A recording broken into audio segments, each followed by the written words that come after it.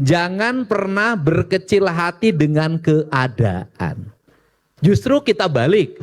Keadaan itu adalah jalan untuk menuju kemajuan. Itu pertama. Yang kedua, kalau orang ngerti main bola, jangan pernah sedih dengan serangan. Karena serangan bisa menjadi potensi untuk kita memberikan balasan gol. Jangan Anda pernah sedih dengan sakit hati. Berbahagialah orang yang pernah disakiti. Dan sering disakiti. Karena apa?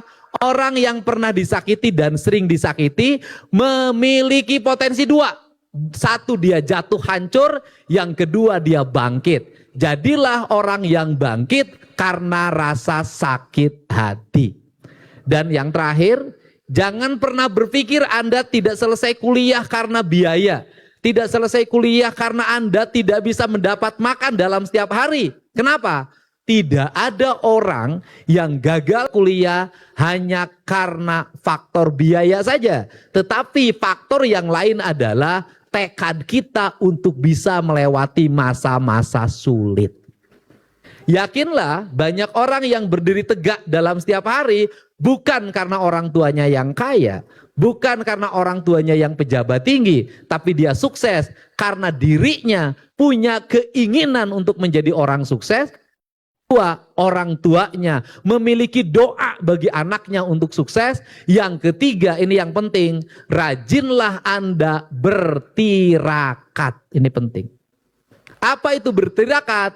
Itu Anda menjalani ritualitas Senin Kemis, puasa weton, puasa kelahiran, pantangan dalam makanan, mengurangi jumlah garam dan gula dalam setiap waktu.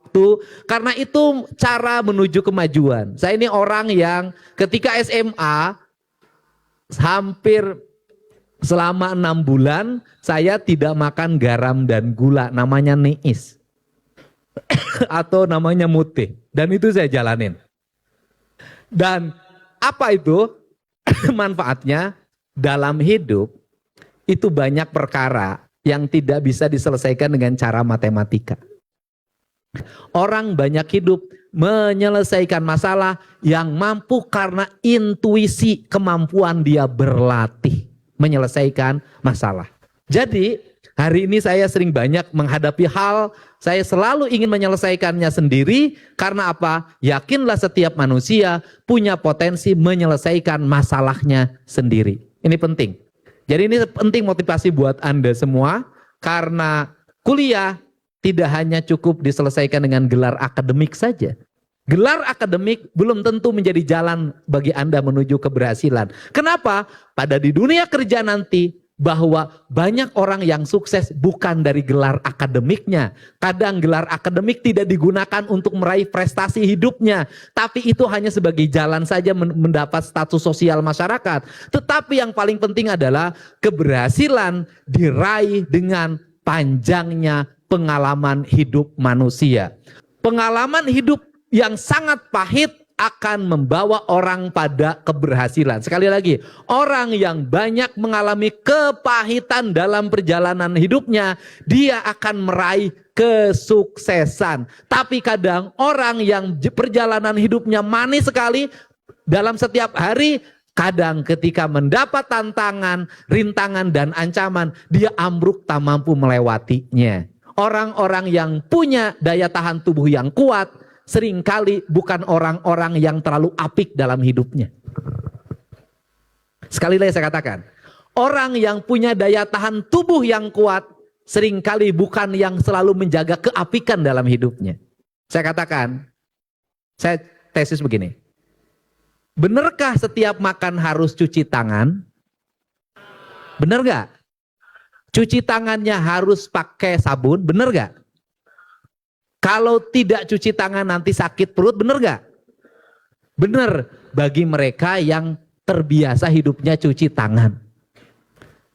Anda perhatikan orang yang kerja di tempat pembuangan sampah. Tiap hari dia bersentuhan dengan bakteri. Tiap hari dia bersentuhan dengan virus. Tiap hari dia mengutin sampah. itu kadang tanpa sarung tangan. Apakah dia keracunan makan tiap hari? Karena dia dalam setiap hari bergumul dengan bakteri atau virus, negatif kali negatif jadi positif. Siapa yang sering batuk pilek? Mereka yang jarang kehujanan.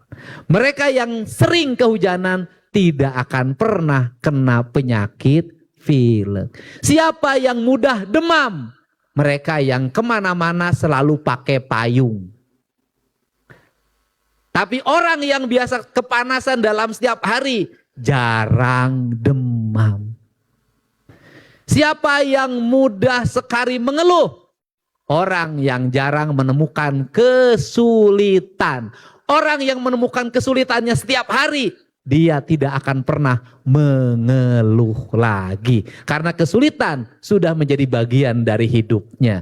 Cara hidup yang survive adalah menjadikan masalah menjadi teman, bukan menjadikan masalah sebagai musuh. Temanilah masalah agar hidup Anda selesai. Ada puncak penyakit yang tertinggi, kanker. Ini orang kedokteran ngerti. Ketika kanker dioperasi, sulit orang untuk sembuh kembali. Misalnya menjalar.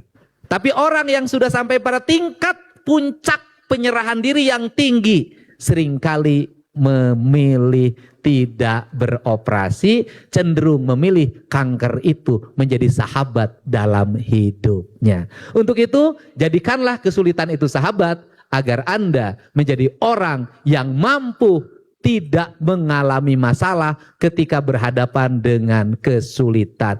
Musuh jangan dijauhi, tapi temani. Terima kasih. Assalamualaikum warahmatullahi wabarakatuh. Sampurasun. Terima kasih.